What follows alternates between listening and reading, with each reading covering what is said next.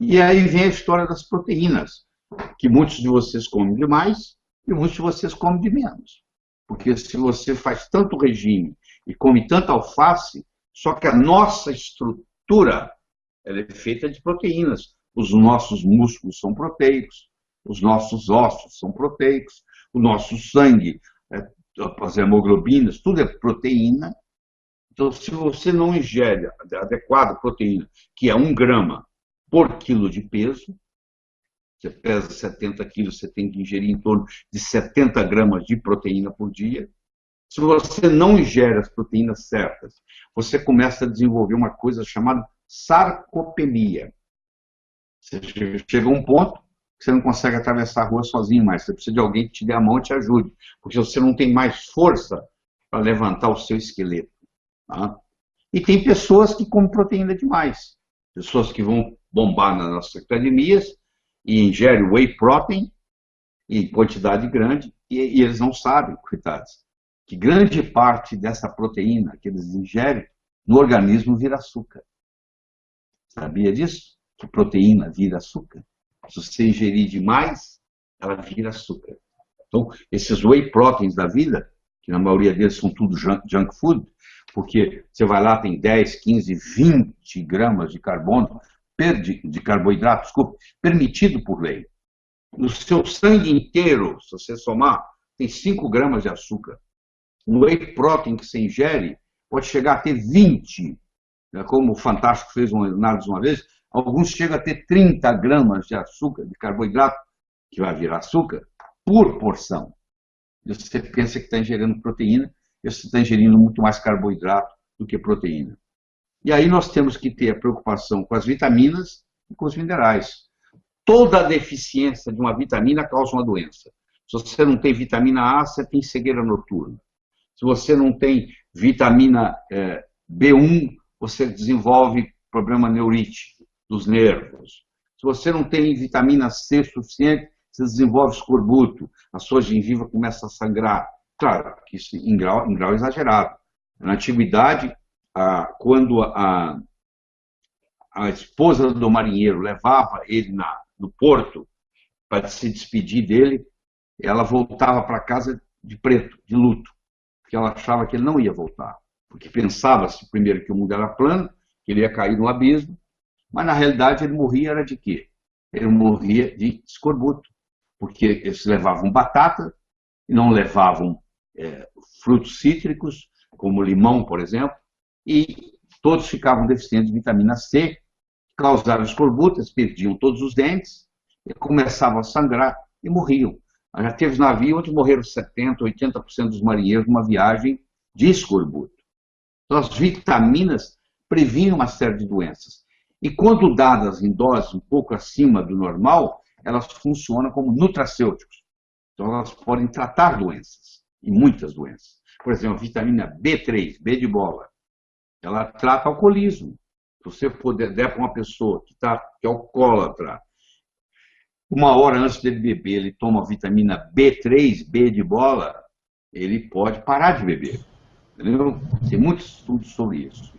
E, finalmente, a parte do oxigênio, que é muito importante. Você aprender a respirar e, muitas vezes, você até acrescentar no seu esquema o oxigênio para aumentar a sua oxigenação. Tá? Então, água, carboidratos, proteínas, vitaminas, minerais, oxigênio, etc. E onde é que você prepara o seu alimento? Eu preparo meu alimento na cozinha. Tá bom. O que você usa? Eu compro comida pronta e uso micro-ondas. Pois é, o micro-ondas é um problema. Eu sei que ele é extremamente prático, né? Extremamente fácil de resolver o problema. Se eu, por exemplo, esquento um leite no micro-ondas, aquele subir da temperatura rápido e baixar, ele faz uma desnaturação das proteínas do leite. Quando você tira o leite de lá, ele já é outro produto do que aquele que entrou. Se uma mãe pega uma mamadeira de plástico, e você vê isso com frequência, esquenta no micro-ondas, o calor batendo naquele plástico libera bisfenol A e fitalatos, que são xenoestrógenos. Aquilo entra no corpo do bebê e funciona como hormônio feminino, causando uma coisa chamada estrogenicidade, criando essa epidemia de crianças com 6 meses de idade obesos. Só falta você me dizer que as crianças com 6 meses de idade estão obesos porque eles não fazem muito mais ginástica como fazia antes, né? E estão comendo mais. Crianças de 6 meses não têm atividade física nenhuma, eles não andam, eles só ficam deitados. Por que estão ficando obesos? Porque eles estão ingerindo xenoestrógeno.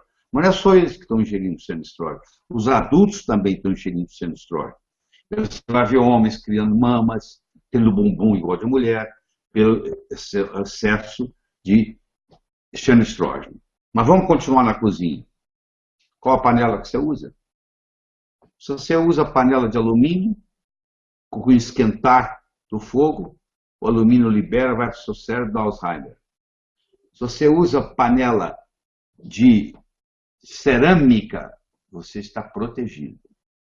De todas elas que você pegar, aqui tá, se fizer panela de ferro, quando esquenta o ferro, libera, você pode ter doenças relacionadas com o aumento da ferritina, que é uma doença comum, tem gente que tem predisposição à hemocromatose, é uma doença que o ferro deposita no fígado. Então, você tem que gastar um bom dinheiro para comprar os utensílios da sua cozinha, que você põe no fogo, tem que ser de cerâmica, porque você nunca vai ter problema. Esse teflon que você usa aí, essa frigideira de teflon, quando esquenta a 270 graus centígrados, libera teflon. Esse teflon entra no seu corpo e tem a mesma estrogenicidade que a mamadeira tem no micro-ondas. Então, vê qual utensílio que você está usando. Qual óleo que você cozinha. Quando você vai no supermercado todo mês fazer compra, o que você compra lá, hein? A sua avó não comprava, ela matava o porco em casa. E ela guardava, e lembra como é que ele era guardado? Numa lata, e ali ficava a gordura, os pedaços, ela usava a gordura, reusava a gordura sem problema nenhum. Você pode usar e reusar uma gordura de porco, por exemplo. Você nunca pode reusar uma gordura vegetal de girassol, de soja, de canola, porque no momento que você coloca na frigideira, como são ácidos graxos poliinsaturados, eles sofrem um processo de oxidação e de hidrogenação parcial. E eles já saem dali como veneno. Eles já vêm para a sua casa como veneno, porque se você não fizer hidrogenação parcial num óleo vegetal poliinsaturado, ele não dura 10 dias na gôndola do supermercado, ele fica rançoso. Para ele não ficar rançoso, a indústria alimentícia tem que hidrogená-lo. E nesse processo de hidrogenação parcial, cria uma coisa chamada gordura trans, que, para quem não sabe, é um antinutriente. Não é que não seja um nutriente, é um antinutriente. E, infelizmente, nós estamos ingerindo diariamente gordura trans. A lei brasileira diz o seguinte: se tiver menos de tantos miligramas de gordura trans por unidade, não precisa falar que tem gordura trans. Aquela sua fábrica, seu biscoito favorito, que vinha 50 biscoitos numa caixinha, e hoje você compra a mesma caixinha, vem 100 biscoitos, só pela metade do tamanho, ao invés do que era antes, está dentro da lei. O que eles fizeram? Se eles deixassem o biscoito maior, por unidade, agora eles tinham que escrever na caixa, com gordura trans. Como eles agora, ao invés de te dar 50 biscoitos, te dão 100, eles têm a metade do diâmetro do outro, metade da área do outro, melhor dizendo. Aí o que acontece? Por unidade. Agora não precisa, não é obrigado a dizer que tem gordura trans. Então, o fato de você ler o que está lá não te ajuda muito, porque você vai ver lá que não tem gordura trans. É a mesma coisa que você faz com o seu azeite de oliva. O seu azeite de oliva que você compra, pela lei brasileira, pode misturar soja. Se você puser 15% de azeite de oliva e 85% de soja, você é produtor de azeite de oliva, você pode dizer que aquilo é azeite de oliva. E na realidade não é. O azeite de oliva, para ser bom e ter as propriedades que você conhece, ele tem que ser extra virgem, ele tem que ser prensado a frio, parece pleonasmo, mas não é, tem uma distinção aí. Ele tem que ser em vidro, ele não pode ser em lata, porque lata libera metal pesado, e ele tem que ser em vidro escuro, porque azeite e luz são inimigos. Se você deixa um azeite de oliva num vidro transparente, numa gôndola de supermercado, e aquela luz batendo ali, 18 horas por dia, aquilo ali oxida, então já não serve mais. Então você imagina o que é interessante. Quando você procura um azeite extra virgem, prensado a frio, em vidro escuro, provavelmente você vai ter que gastar um bom dinheiro comprando um azeite importado que custa R$ 54 a garrafa, ou mais, se eu não estou atualizado. Entendeu? Então é muito importante você entender esses detalhes. Você já está pensando assim, quais são os melhores alimentos que eu posso ingerir? Bom, o melhor alimento que tem no planeta Terra chama-se leite materno. Nada chega perto. Só que não está disponível para vender.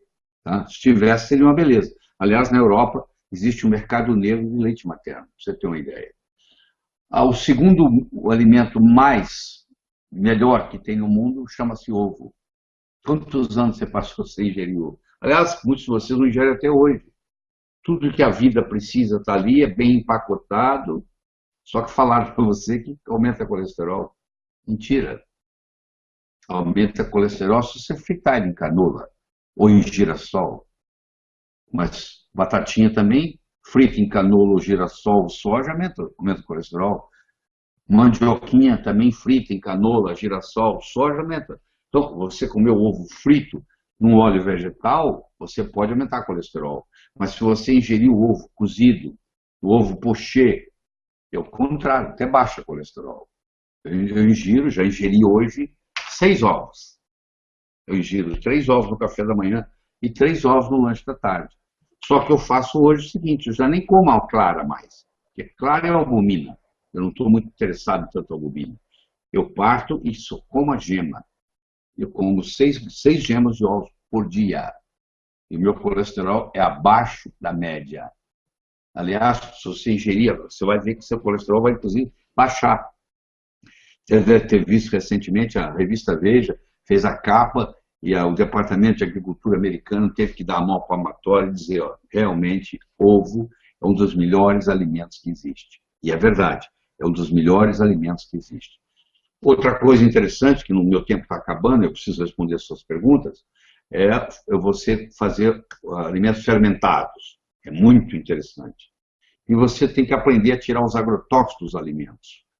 Porque o Brasil, em 2000, era o 7º colocado em agrotóxicos no mundo. Hoje, 2015, nós somos o número 1. Per capita, o Brasil é o país que mais usa agrotóxicos no mundo. Então é difícil hoje você comprar qualquer alimento em qualquer lugar que não tenha agrotóxico. E existe um processo onde você consegue tirar grande parte da atrazina, que é um agrotóxico muito deletério.